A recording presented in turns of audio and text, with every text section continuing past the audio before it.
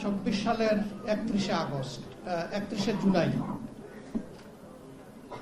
বাংলাদেশ জামাতে ইসলামীকে নিষিদ্ধ করার সকল আয়োজন সম্পন্ন হয়েছিল। কি কারণে তারা ৩১শে জুলাই করে নাই তারাই ভালো বলতে পারবে। তবে আমরা নিশ্চিত হয়ে গেলাম যে ১ম আগস্টে তারা আমাদেরকে নিষিদ্ধ ঘোষণা করবে। এর আগেও আমাদের সংগঠন বারবার স্বৈরাচারী সরকারের রোষানলে পড়ে নিষিদ্ধ হয়েছে। সুতরাং এই অভিজ্ঞতা আমাদের জন্য নতুন ছিল, কিন্তু বাংলাদেশকে নিয়ে আমরা চিন্তিত হয়ে পড়লাম। তাহলে কি আধিপত্যবাদের বিরুদ্ধে এই দেশে আর কোন সংগঠন তার অস্তিত্ব টিকিয়ে রাখতে পারবে না? আমাদের একমাত্র দোষ ছিল আমরা আধিপত্যবাদ মেনে নিইনি। এবারও দেখবেন ভারতের তরুণরা রাস্তায় নেমেছে, ছাত্র রাস্তায় নেমেছে। সরকার বলে দিয়েছে এই আন্দোলন জামাতে ইসলামী উস্কায়ে দিয়েছে। আমাদের নিয়ে তাদের এত ভয় কেন? তাদের ভয়ের জায়গাটা এককালীন একজন প্রতিমন্ত্রী তিনি বলেছিলেন যে বাংলাদেশে এক এক করে সকল রাজনৈতিক দলকেই পকেটে ঢুকিয়ে ফেলেছে একটা দেশ, শুধু একটা দলকে পারে নাই, এই দলের নাম জামাত ইসলামী। তিনি কিন্তু তখন অন্য দলের নেতা ছিলেন, শীর্ষস্থানীয় নেতা। এই জায়গায় সমস্যা আমাদেরকে নিয়ে। এর আগেই আন্দোলনের প্রতি আমাদের পূর্ণ সমর্থন ছিল, কিন্তু এই দিন আমরা সিদ্ধান্ত নিলাম যে নাও ডু অর ডাই, হয় মরবো না হয় বাঁচার মতো বাঁচবো।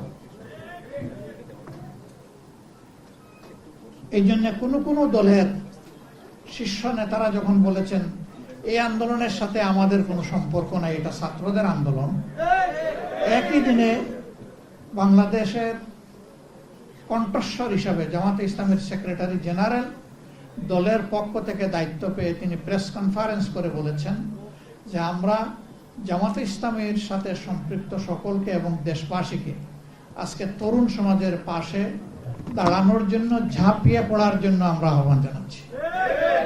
একই দিন দুইটা স্টেটমেন্ট এসেছিল।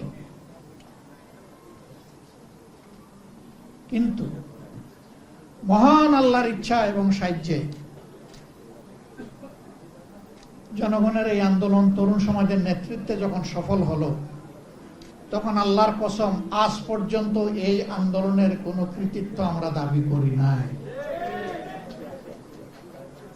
আমরা বলি নাই যে আমাদের এতজন শহীদ হয়েছে আমাদের দলের। আমরা বলি নাই যে আমাদের দলের কেউ এই আন্দোলনের মাস্টার মাইন্ড ছিলেন। আপনারা সবাই তার সাক্ষী। আমরা ৬ তারিখ থেকে বলি নাই যে আগামীকালকে নির্বাচন দিয়ে দেন। আমরা ২-৪টা আবেদন জানিয়েছিলাম। প্রথমত আমাদের দলীয় সহকর্মীদেরকে, কারণ এই দলটি বড় মজলুম দল ছিল। যেই দলের এক এক করে ১১ জন নেতাকে হত্যা করা হয়েছে ঠান্ডা মাথায়, ১,০০০ কর্মীকে হত্যা করা হয়েছে ঠান্ডা মাথায়, নারী, পুরুষ, শিশু, বৃদ্ধ, কোনো বাস বিচার ছিল। যেই দলের কর্মীদেরকে যেখানেই সামান্য কোনো চিহ্ন পাওয়া গেছে চাকরি থেকে বরখাস্ত, বাড়িঘর থেকে বিতাড়িত, ব্যবসা প্রতিষ্ঠানের দখল নিয়ে নিছে, সেই দলটা কি পরিমাণ কষ্টে ছিল এটা বুঝাই যায়। আমরা কারো সাথে তলে তলে রাতের বেলা আপোষ করি নাই, আর দিনের বেলা গিয়ে রাস্তায় নেমে চিৎকার দেই নাই, এবং আমরা স্বৈরাচারের পারমিশন নিয়েও রাস্তায় নামি নাই। ওই পারমিশনের তোয়াক্কাও আমরা করি নাই।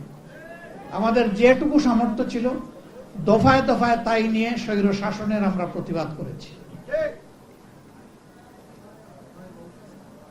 আমরা আহ্বান জানালাম যে এই দেশ আমাদের, আমরা দেশকে ভালোবাসি, আপনারা শান্ত থাকুন, ধৈর্য ধরুন, আইন শৃঙ্খলা ফিরিয়ে আনতে নিজেরা উদ্যোগী হন। এবং কারো উপর থেকে এখন কোনো প্রতিশোধ নেবেন না, তবে বিচার পাওয়ার অধিকার সবার আছে। আমরা বিচার চাই, কিন্তু প্রতিশোধ চাই না।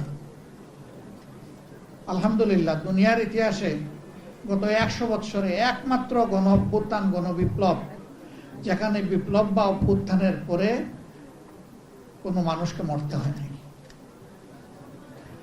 কারো দোকান ব্যবসা প্রতিষ্ঠান লুণ্ঠিত হয় নাই, কারো ঘর বাড়িতে আগুন জ্বালানো হয়নি। এদেশের মানুষ দায়িত্বশীলতার পরিচয় দিয়েছে। কিন্তু দুর্ভাগ্যের বিষয়, 6 তারিখ থেকে একদল লোক চাঁদাবাজিতে ঝাঁপাইয়ে পড়ল। সব জায়গা থেকে আমাদের কাছে খবর আসলো। আমরা তাদের শীর্ষস্থানীয় 2 জন নেতাকে নিয়ে বসলাম। আমরা বললাম, শহীদদের রক্তের কসম, পঙ্গুদের পঙ্গুত্বের কসম, আল্লাহর দুহাই দিয়ে বলি, এদেরকে আপনারা থামান। আমাদের কথা তাদের ভালো লাগে নাই। ভালো লাগবে কিভাবে? স্বয়ং শস্যার মধ্যে বুধ থাকলে বুধ কিভাবে তাড়াবেন? মাথা থেকে পায়ের পাতা সবাই যদি অপরাধে জড়ায় পড়ে, তাহলে অপরাধীদেরকে বিরত রাখবে কে? রাখার তো কেউ নাই। কার্যত এখনো সেই মহোৎসব চলছে। আমরা নির্বাচনের দাবি করলাম না। আমরা আমাদের সহকর্মীদেরকে বললাম যে শহীদদের বাড়িতে যাও, মা বাপের পাশে দাঁড়াও, সান্ত্বনা দাও, তাদের জন্য দোয়া করো, নিজেদের যা কিছু আছে উজাড় করে দিয়ে সেইটা করো। হাসপাতালে হাসপাতালে আমরা ছুটে বেড়ালাম। যারা কাতরাচ্ছে, এই যে একজন এখানে বলে গেলেন, তার মাথায় হাত দিয়ে জিজ্ঞেস করেছিলাম, তিনি এই কথাটা বলেন নাই, এইভাবে আহত হয়ে পড়ে আছেন, আপনি কি মানসিকভাবে দুঃখিত নাকি কি বলবেন? বললো, আমি মোটেই দুঃখিত, আমি সন্তুষ্ট। আমার জাতির জন্য আমি যে রক্ত দিতে পেরেছি। আমি তো বেঁচে আছি, কিন্তু আমার সহযোদ্ধারা তো অনেকে চলে গেছে। আমি জিজ্ঞেস করেছিলাম, আরেকবার যদি জাতির প্রয়োজনে? বলছে, আরেকবার কেন, যতবার প্রয়োজন হবে ততবার বেরিয়ে আসবে। পা কাটা হয়ে গিয়েছে। ঢাকা মেডিকেলে জিজ্ঞেস করেছি, তুমি তো আর পারবে না জাতির জন্য লড়াই করতে। কেন পারবো না? আমার তো একটা পা এখন আল্লাহ রেখেছে, ওই এক পায়ের উপর ভর করে প্রয়োজনে জাতির জন্য আবার লড়াই করব। তাদের বদৌলতে পাওয়া এই নতুন বাংলাদেশে আমরা যদি তাদের সাথে বেঈমানি করি, আল্লাহ কি আমাদেরকে ছেড়ে দেবেন? আমরা সবাইকে আহ্বান জানিয়েছিলাম, এই শহীদ, এই আহতদেরকে সম্মান করুন, শ্রদ্ধা করুন, তাদের আকাঙ্ক্ষা বাস্তবায়নে এগিয়ে আসুন। এখানে একজন দাঁড়িয়ে বলেছেন যে যারা নিহত হয়েছে, শহীদ হয়েছে, তাদের মধ্যে বেশিরভাগ প্রান্তিক জনগণ, এমনকি তারা ছাত্রও ছিল না। একটা সংখ্যা ছাত্র, বেশিরভাগ শ্রমিক। সেই শ্রমিকের কি কোনো কোটার দাবি ছিল? তার সরকারি চাকরির আশা ছিল? সে ওঠার জন্য যায় নাই, সে গিয়েছিল ফেসিবাদ মুক্ত একটা বাংলাদেশ দেখতে। আজকে সবই রয়ে গেল। সেই কোটা অত্যন্ত নিকৃষ্টভাবে এখন বাস্তবায়ন হচ্ছে। বিশ্ববিদ্যালয়ের বিশি, জেলা পরিষদের প্রশাসক, তারপরে ব্যাংক, বীমা কর্পোরেশন, সরকারি বেসরকারি আধা সরকারি সেক্টর, সব জায়গায় এখন একদম নির্লজ্জ দলীয়করণ চলতেছে। এটা কি কোটা নয়?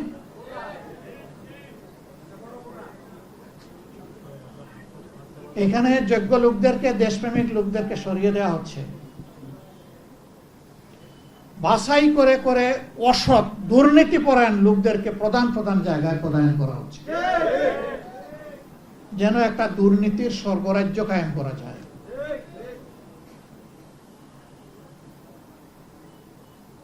আমরা আজকে কি জবাব দিব? এই শহীদ পরিবারের সদস্যদের কাছে? কি জবাব দিব জুলাই যোদ্ধাদের কাছে, যে আকাঙ্ক্ষা নিয়ে তারা যুদ্ধ করেছিলেন, তাদের সন্তানরা জীবন দিয়েছিলেন? আমাদের কি জবাব? চিঠি লেখে খালি হাতে যুদ্ধ গিয়ে জীবন দেওয়া আনাসের মা বাবার কাছে আমাদের জবাব কি? জাবের ইব্রাহিমের মা বাবার কাছে জবাব কি? রিয়া গুপের মা বাবার কাছে আমাদের জবাব কি? শান্তর মা বাবার কাছে আমাদের জবাব কি? আবু সাইদের সেই নিরীহ পরিবারের সদস্যদের কাছে আমাদের জবাব কি? মুগ্ধর পিতা এখানে আছেন, তার পরিবারের কাছে আমাদের জবাব কি? আমি ওনার প্রতি বিশেষভাবে কৃতজ্ঞতা আদায় করি। চেষ্টা করেছি আমি এবং আমার সহকর্মীরা ঘরে ঘরে শহীদ পরিবারে গিয়ে তাদের দোয়া নিতে। আমরা তাদের পরিবারেও গিয়েছিলাম, মেহরবানি করে ওনারা আমাদেরকে সুযোগ দিয়েছিলেন যাওয়ার। সেই সময়টা আমরা ফিল করেছিলাম যে প্রাথমিক ধাক্কা সামলানোর জন্য আমাদের সামর্থ্য অনুযায়ী সব পরিবারের হাতে আমরা কিছু উপহার তুলে দিতে পারি কিনা। এই পরিবারের গর্বিত অভিভাবক তিনি বলেছিলেন, আমার ছেলেটি ছাত্র হলেও ফ্রিল্যান্সার ছিল। আমার যতদূর মনে পড়ে তিনি বলেছিলেন যে সে তার পার্সোনাল অ্যাকাউন্টে আমাদের জন্য 24 লক্ষ টাকা রেখে গিয়েছে। এই টাকা আমাদের ফ্যামিলি চলছে, আপনারা এসেছেন বলেছেন আমরা খুশি, এটা আমাদের লাগবে না। সবচেয়ে গরিব পরিবার থেকে এটা দিয়ে দিন আপনারা। এখানে যারা জীবন দিয়েছে, যাদের সন্তান চলে গিয়েছে, সেদিন তাদের প্রতি আমার রেসপেক্টের মাত্রা অন্য উচ্চতায় চলে গেছে। আমি বলেছিলাম তার নামে ভালো কিছু করেন, বলছে ওইটাও তো সে রেখে গেছে।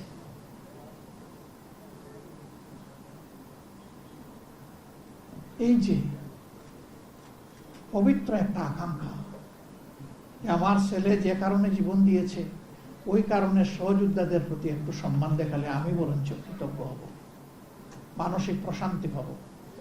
এই পিতার মানসিকতাটা যদি আমাদের শাসক গোষ্ঠীর মনে আসে, তাহলে তারা তাদের দায়িত্ব পালনে এইরকম অবহেলা দেখাতেন না। আমাদের এই সহযোদ্ধারা কি শুধু এই জন্যই জীবন দিল, যুদ্ধ করলো, পঙ্গু হলো যে এক দলকে তাড়াইয়া আরেক দলকে আমরা বসাই?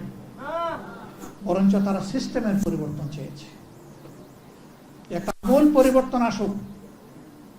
সেই সরকারের আমলে শিক্ষাঙ্গন গুলা ছিল সবচেয়ে খারাপ, গণরুম গ্যাসরুম করে সেখানে টর্চার সেল গঠন করা হয়েছে, এমনকি মেয়েদের হলে পড়ছে। তো সেই অবস্থা থেকে আল্লাহ তাআলা আমাদেরকে নাজাত দিলেন। এখন মনে হচ্ছে আবার আমরা সেই একই অন্ধকার গলিতে ঢুকে যাচ্ছি। বাংলাদেশ জামাতে ইসলামী কি করবে? জামাতে ইসলামী কি সেই অন্ধকার গলিপথে হাঁটবে? ইনশাআল্লাহ না। আপনাদেরকে কথা দিচ্ছি, এই জুলাই বিপ্লব হওয়ার পর থেকে যতগুলা কথা বলেছি এই ব্যাপারে, ইনশাআল্লাহ আল্লাহ আমাদেরকে বাঁচিয়ে রাখলে তার সবটুকু আমরা পালন করব। আমাদের হাতে সবকিছু নেই, আমরা সরকারে যাইনি, কোনো আফসোস নেই, কিন্তু আমরা সংসদে তো আছি। সংসদে দেশবাসীর হয়ে, শহীদদের কণ্ঠ হয়ে আমরা চিৎকার করতে থাকবো ইনশাআল্লাহ। আমাদেরকে আপোষের অনেক প্রস্তাব দেওয়া হয়েছে, অনেক লোক টোপ বিভিন্নভাবে দেওয়া হয়েছে, আমরা এ পর্যন্ত এগুলা ঘৃণা ভরে প্রত্যাখ্যান করেছি। আমরা বলেছি গণভোট আপনারা চাইলেন, আমরা চাইলাম, এখন আপনারা মানেন না, আমরা কিন্তু আমাদের জায়গায় আছি, আমরা এখান থেকে সরতে পারবো না। জনগণের সাথে আমরা বেঈমানি করতে পারবো না, আমরা করব না। আপনারা দোয়া করবেন আমাদের ওয়াদার উপর আমরা যেন টিকে থাকতে পারি, এবং ইনশাআল্লাহ আমরা আশাবাদী, আমরা আস্থাশীল, গণভোটের গণরায় এই বাংলার জমিনে বাস্তবায়ন হবে ইনশাআল্লাহ। আমরা এসে ছাড়বো না। দ্বিতীয়ত, যারা জীবন দিল, প্রতিশোধ চাই না, কিন্তু বিচারটা কি পাবো না? শুধু কারো বাবার বিচার, নিজের বিচার, মায়ের বিচার, বোনের বিচার, ভাইয়ের বিচার হবে, আর এই দেশের নিরীহ জনগণ শহীদ হয়েছে তাদের হত্যাকারীদের বিচার হবে না? সেই বিচারও ইনশাআল্লাহ এই বাংলার মাটিতে হবে। কোনো বিচার 50 বছর পরে হয়েছে এই দেশে, কোনটা হয়েছে 21 বছর পরে। আমরা কথা দিচ্ছি এই বিচারও ইনশাল্লাহ জয় দিন, জয় মাস, জয় বছর পরেও হবে হবে হবে ইনশাল্লাহ। আমরা এটাও ছেড়ে দিব না, এই দাবি আমরা ছেড়ে দেব না। আমরা ছেড়ে দেওয়ার কেউ নই, আমরা ওয়াদাবদ্ধ। এই ওয়াদা আমাদেরকে বাস্তবায়ন করতে হবে। আমরা সরকারের কাছে খোলা মনে আহ্বান জানাবো। ভুলভ্রান্তি মানুষের হয়, দলের হয়, সরকারের হয়, বিরোধী দলের হয়, সবার হইতে পারে। আমরা মনে করি সুস্পষ্টভাবে আপনারা জাতির সাথে দেওয়া কথা লঙ্ঘন করেছেন, আপনারা জাতির সাথে বিশ্বাস রক্ষা করেন নাই, আপনারা বিশ্বাসঘাতকতা করেছেন। আপনারা ফিরে আসেন, এই দাবি মেনে নেন, দানাই বানাই বাদ দেন, এইটা ওইটা ডানে বামে চলা বাদ দিয়ে সোজা চলেন। জাতি কঠিন সংকটে আপনাদের পাশে থেকে এই দেশকে গড়বে ইনশাআল্লাহ, কারণ আমরা আমাদের দেশকে ভালোবাসি। আরেকটা কথা আমরা বলে দিচ্ছি, আমাদেরকে বিভিন্ন ভয়ভীতি দেখানো হচ্ছে, আপনাদেরকেও দেখানো হচ্ছে। আল্লাহর কসম, আল্লাহ ছাড়া কাউকে ভয় করব না। কেন ভয় করব? ফাঁসির তক্তার উপরে তো আমাদের নেতৃবৃন্দ দাঁড়িয়ে বলেছেন, সাবধান, অন্যায়ের কাছে মাথা নত করা যাবে না। আমরা ওই জায়গায় দাঁড়িয়ে আছি। আমরা মনে করি যে আমরা প্রতি মুহূর্ত ফাঁসির তক্তার উপরেই আছি, কিন্তু আমরা কারো কাছে মাথা নত করবো না ইনশাআল্লাহ। আমাদেরকে যাই করা হোক, যাই বলা হোক, আখের মনে রাখবেন যে সমস্ত শক্তি এবং কুওয়াতের মালিক হচ্ছেন আল্লাহ রাব্বুল আলামিন। এখানে একজন জুলাই যোদ্ধা, তিনি বলে গেছেন কোরআনের একটা আয়াত, কাম মিন ফিয়াতিন কালিলাতিন গালাবাত ফিয়াতান কাসীরাতান বিইজনিল্লাহ। বড়ত্বের দম্বে, অহংকারে কেউ যেন ফেটে না পড়ে। আল্লাহর কাছে এটা 2 পয়সার কোনো মূল্য নেই। আল্লাহ চাইলে বিশাল বাহিনীর উপর ক্ষুদ্র বাহিনীকে বিজয় দিয়েছেন, বারবার দিয়েছেন ইতিহাসে। সে বিজয় তো আমরা দেখেছি। আমাদের সন্তানরা হাতের মধ্যে একটা দা কিরিস নিয়েও রাস্তায় নামে নাই। ইমানের অস্ত্র বুকে ধারণ করে, আল্লাহর উপর ভরসা করে, দেশপ্রেম, মানব প্রেমে উদ্বুদ্ধ হয়ে তারা খালি হাতে মোকাবেলা করেছে। সমস্ত অস্ত্র, গোলা বারুদ সব কিছু সেদিন বুথা হয়ে গিয়েছিল। এটি বিশ্বের ইতিহাসে আনপ্রেসিডেন্টেড, এটার কোনো তুলনা নাই। এই দেশের মানুষকে, যুব সমাজকে মেহরবানি করে ভয় দেখাবেন না। জুলাই যোদ্ধাদের উপরে আক্রমণ হচ্ছে বিভিন্ন জায়গায়, আমাদের উপর আক্রমণ হচ্ছে। দোষ আমাদের একটাই, যে আমরা অন্যায়ের বিরুদ্ধে কথা বলতেছি। আক্রমণ করেন, অসুবিধা নাই। করতে করতে কে কোথায় যে পালায় আর ডুবে আল্লাহ তাআলা ভালো জানে। কিন্তু আমরা যা বলার জাতির অধিকারের জন্য আমরা বলেই যাব, আমাদের মুখ কেউ বন্ধ করতে পারবে না। আমি আপনাদের কাছে প্রিয় সংগঠনের পক্ষ থেকে গভীর কৃতজ্ঞতা জ্ঞাপন করছি। শহীদ পরিবারের যারা এসেছেন, জুলাই যোদ্ধা যারা এসেছেন, সম্মানিত অতিথিবৃন্দ আমাদের দাওয়াত কবুল করে এসেছেন, আল্লাহ তাআলা আপনাদেরকে উচ্চ মর্যাদা দান করুন। আমাদের প্রিয় শহীদদেরকে আল্লাহ তাআলা মুহাক্কিক শহীদদের তালিকায় অন্তর্ভুক্ত করুন। তাদের পরিবারকে আল্লাহ তাআলা ধৈর্য ধরার তৌফিক দান করুন। সারা বাংলাদেশে আল্লাহ তাআলা গড়ে গড়ে সেই রকম বীর তৈরি করে দিন। বীরদের আকাঙ্ক্ষা পয়দা হলে এই জাতি হবে বীরের জাতি, আর বীরদের আকাঙ্ক্ষা পদদলিত হলে এই জাতি হবে গোলামের জাতি। আমরা গোলাম হয়ে একদিনও বাঁচতে চাই না, গোলাম হয়ে 1 বছর 1 যুগ বাঁচতে চাই না, বরঞ্চ আমরা বীর হয়ে 1 সেকেন্ড বাঁচতে চাই। আল্লাহ তাআলা যেন সেই তৌফিক আমাদেরকে দান করে। সম্মানিত বন্ধুগণ, নামাজের যেহেতু সময় হয়ে গেছে, কথা আমি আর বাড়ালাম না। আমি আবারও কথা দিচ্ছি, জীবন দিব ইনশাআল্লাহ, জুলাই দিব না। জুলাই অন্তরে ধারণ করে রাখবো। আমরা পারি না শহীদ পরিবার এবং আমাদের আহত ভাইদের বোনদের পাশে দাঁড়ানোর, সবসময় ইচ্ছা থাকলেও আপনারা আমাদেরকে ক্ষমা করবেন, কিন্তু আমরা কিন্তু আপনাদেরই অংশ, আপনাদের এই পরিবারের সদস্য। আল্লাহ রাব্বুল আলামিন আজকের এই আয়োজনকে কবুল করুন। আমাদের সভাপতির বক্তব্য আছে, শুনেই আমরা সভা শেষ করবো ইনশাল্লাহ। সবাই ধৈর্য ধরে একটু বসবেন। আজকে কোনো প্রশ্নের উত্তর আমরা দিচ্ছি না। আজকে আসলেই আমরা খুবই ভারাক্রান্ত হৃদয় এখানে দাঁড়িয়েছি, কারণ 2 বছর হয়ে গেল জুলাইয়ের আকাঙ্ক্ষা তো পূরণ হচ্ছে না, আর রথ এখন উল্টা দিকে চলছে। আল্লাহ আমাদেরকে সঠিক পথে চলার তৌফিক দান করুন। আসসালামু আলাইকুম ওয়া রাহমাতুল্লাহ।